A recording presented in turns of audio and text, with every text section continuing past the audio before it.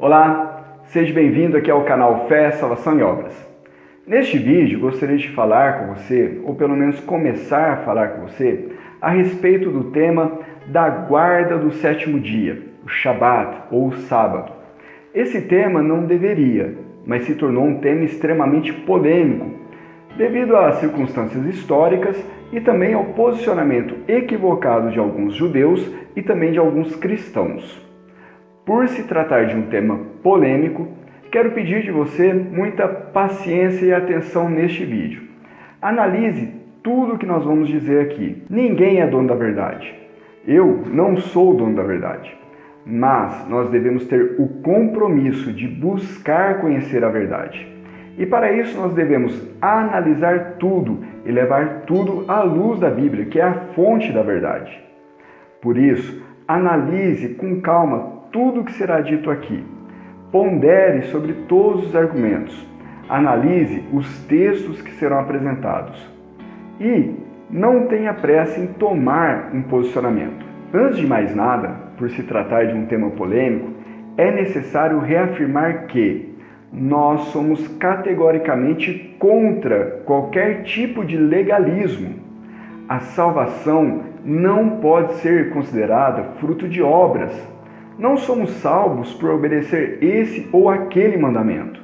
Nós somos salvos pela graça de Deus, que nos perdoa através de seu Filho Yeshua. A obediência aos mandamentos deve ser fruto do nosso relacionamento com Deus. É justamente porque nós fomos salvos de uma vida de pecado, pela graça de Deus, por nós termos sido alcançados pelo seu amor, que nós o amamos, buscando obedecer os seus mandamentos. A obediência aos mandamentos, ela deve ser fruto de convicção, de fé e de entendimento. Lembremos daquilo que nós já estudamos sobre Atos capítulo 15.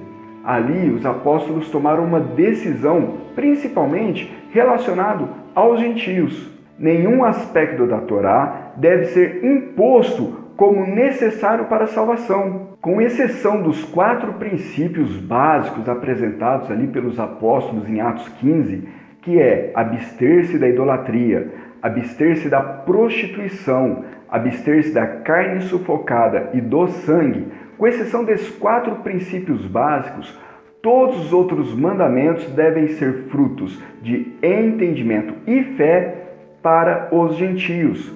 Ou seja, os gentios, acompanhando os estudos da Torá nos Shabats, nas sinagogas, compreendendo os mandamentos, entendendo e tendo fé, convicção de que aquilo é mandamento de Deus, então adequariam as suas vidas conforme o seu crescimento espiritual. Foi isso que foi decidido em Atos capítulo 15 e nós já falamos a respeito disso num vídeo que nós temos aqui no canal a respeito do Concílio de Jerusalém. Portanto, não podemos considerar o Shabat, ou as festas, ou as leis alimentares como necessárias para a salvação. Não, elas são mandamentos, leis, instruções do Eterno para nós que nos conduzem no conhecimento eterno, que aprimoram o nosso relacionamento e revelam o Eterno a nós. Assim é que nós devemos olhar todos os mandamentos. Bom, fazendo esta larga introdução, quero entrar com você neste vídeo a respeito da visão teológica sobre o Shabat. Quero abordar este tema com você em 3 fases, analisando primeiro a visão teológica, depois a visão histórica e, por fim, a visão prática da guarda do Shabat. E é importante já avisar que boa parte do que eu vou dizer aqui na visão teológica a respeito do Shabat, tanto aqueles teólogos que negam a guarda do Shabat, como aqueles teólogos que defendem a guarda do Shabat, vão concordar. Pelo menos a maioria deles vão concordar nesses aspectos que eu vou falar aqui. A primeira menção que temos do Shabat na Torá é em Gênesis capítulo 2, onde temos ali um resumo da criação.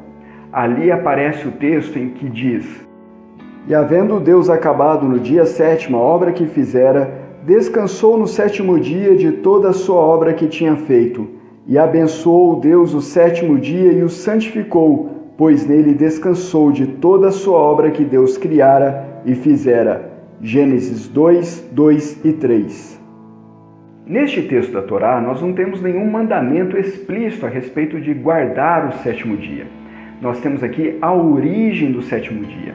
O sétimo dia, ele foi separado por Deus desde a criação.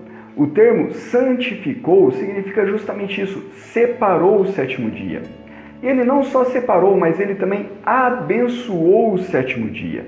E esse sétimo dia foi abençoado como um dia de memória da criação, porque Deus criou os céus e a terra em 6 dias e no sétimo dia ele descansou.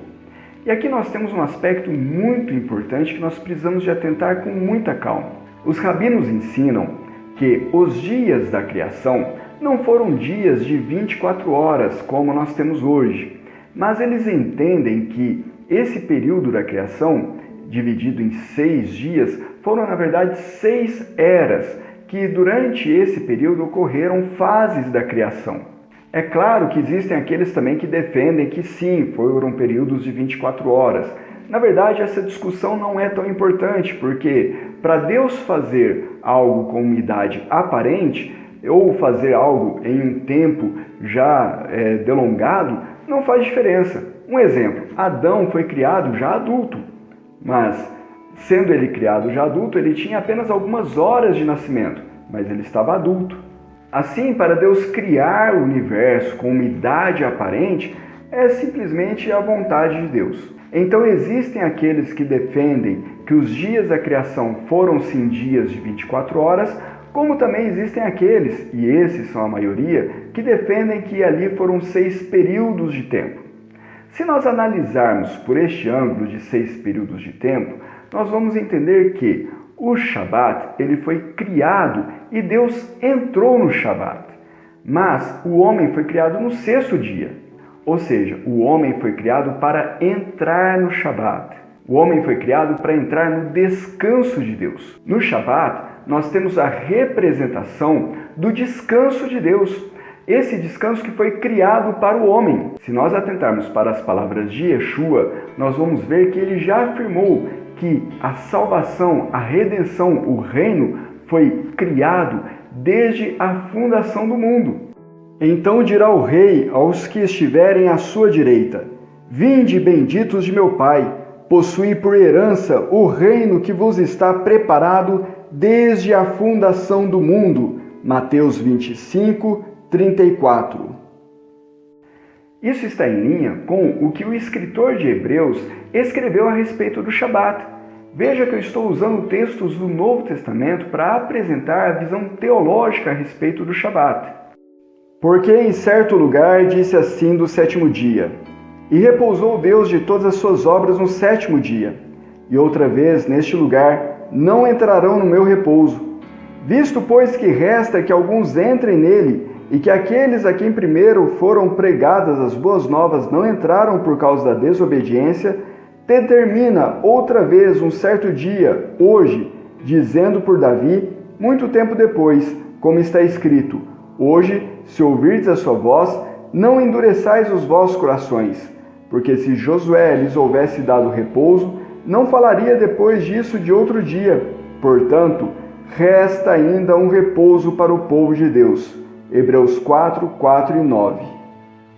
Em Hebreus capítulo 4, nós encontramos o escritor dos Hebreus fazendo menção ao 7º dia como o descanso ao qual nós almejamos entrar. Assim, o Shabat, ele é uma representação da nossa redenção, do reino vindouro, da vinda de Yeshua, trazendo e estabelecendo o seu reino e a sua justiça. Ainda há outro detalhe muito interessante. O calendário judaico está, neste ano, completando o ano de 5.780. Esse calendário, ele remonta aos dias de Adão. Sabe ali em Gênesis, quando aparece que Adão viveu tantos anos e teve um filho, e depois ele viveu mais outros tantos anos, e este filho viveu tantos anos e teve mais um filho e viveu tantos outros anos? Pois bem, com base nessas informações históricas da Torá, nós chegamos aproximadamente aos dias de hoje, no ano 5.780. É um cálculo aproximado, mas muito próximo do que é realmente. Talvez uma diferença perto de 200 anos, e isso em 5.000 anos é quase nada. Mas o fato de nós estarmos no ano de 5.780 aponta para a realidade de que nós estamos vivendo os últimos anos do sexto milênio. E é claro e explícito no Novo Testamento, no livro de Apocalipse, que nós aguardamos o reino do Messias que durará 1000 anos antes de entrarmos na eternidade. Bem-aventurado e santo aquele que tem parte na primeira ressurreição. Sobre estes não tem poder a segunda morte, mas serão sacerdotes de Deus e de Cristo, e reinarão com ele 1000 anos. Apocalipse 26. Assim, o Shabat, que é o sétimo dia da semana, também faz referência direta ao sétimo milênio, o milênio do Messias, o milênio do reino de Yeshua sobre essa terra. Até aqui, tudo que foi dito, tanto os teólogos que negam o Shabat, como aqueles que defendem o Shabat, concordam. Todos concordam que o Shabat, ele aponta, representa, é um símbolo da nossa redenção, do reino do Messias. A questão começa a complicar um pouquinho quando nós entramos em Êxodo capítulo 20. Ali nós temos um mandamento claro. Lembra-te do dia do sábado para o santificar. 6 dias trabalharás e farás toda a tua obra, mas o sétimo dia é o sábado do Senhor teu Deus. Não farás nenhuma obra, nem tu, nem teu filho, nem tua filha, nem o teu servo, nem a tua serva, nem o teu animal, nem o teu estrangeiro que está dentro das tuas portas. Porque em 6 dias fez o Senhor os céus, a terra e o mar, e tudo que neles há, e ao sétimo dia descansou. Portanto, abençoou o Senhor o dia do sábado e o santificou. Êxodo 20, 8 a 11. O mandamento ali em Êxodo capítulo 20 é direto. Lembra-te do dia do sábado para o santificar. 6 dias trabalharás, mas o sétimo dia é o Shabat, é o dia de descanso.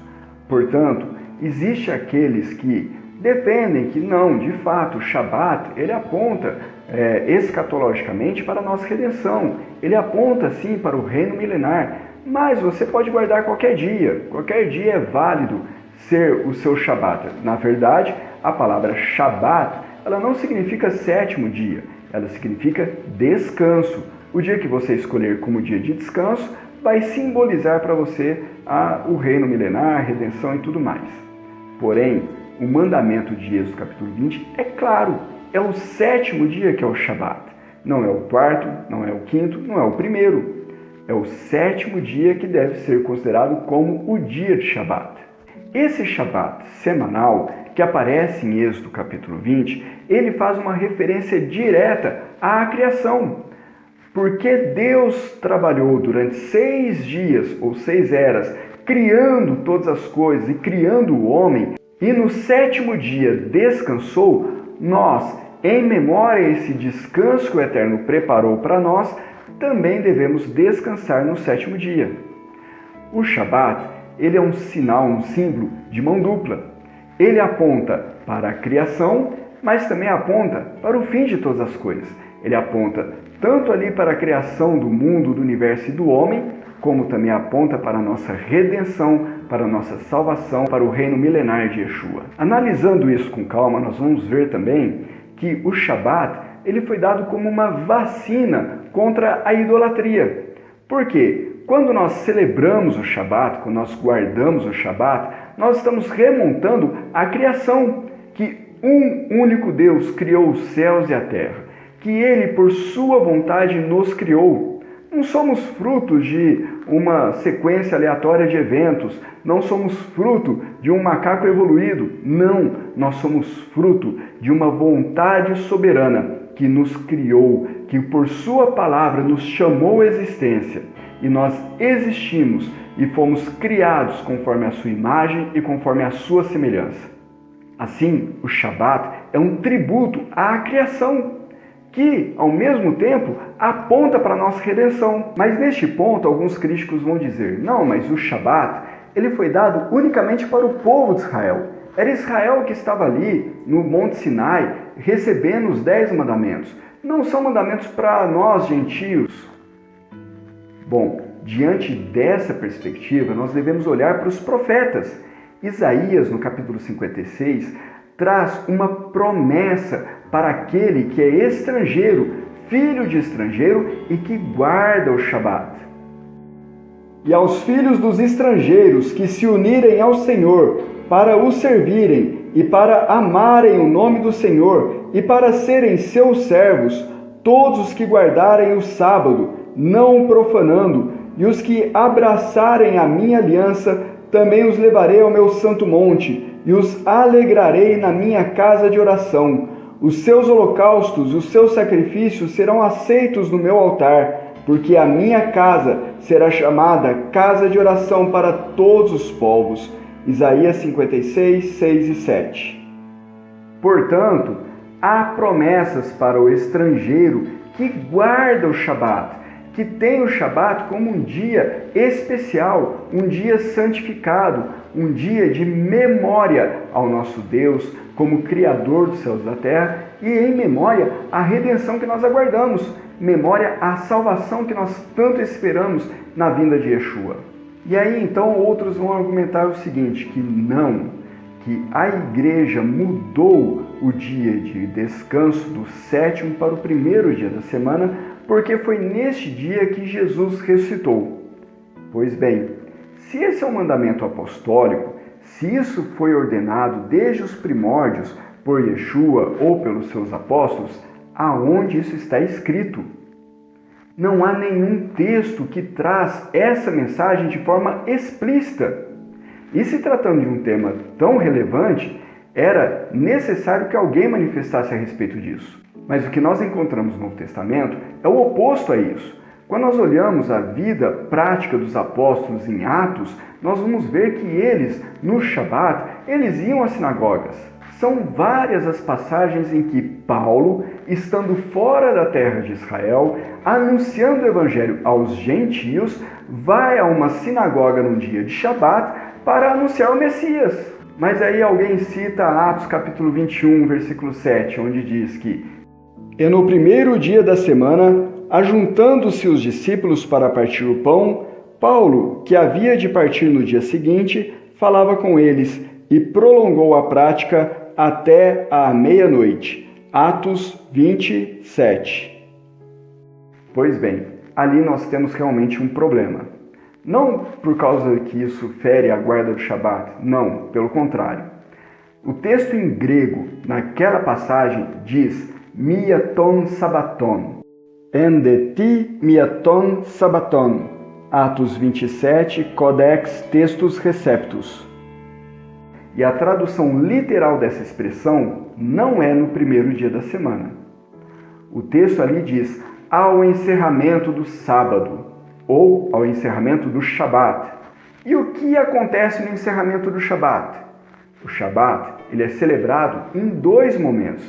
Ele é celebrado na entrada do Shabat, que é na sexta-feira ao pôr do sol, e na saída do Shabat, que é no sábado ao pôr do sol. Portanto, o que estava acontecendo ali em Atos capítulo 21 era uma cerimônia conhecida nos meios judaicos como a Havdalah, a cerimônia de encerramento do Shabat.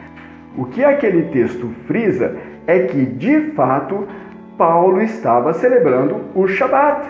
Ele não estava celebrando domingo ali. Portanto, não existe em nenhum lugar das Escrituras uma ordem de mudança do dia de guarda do sábado para o domingo ou para qualquer outro dia da semana.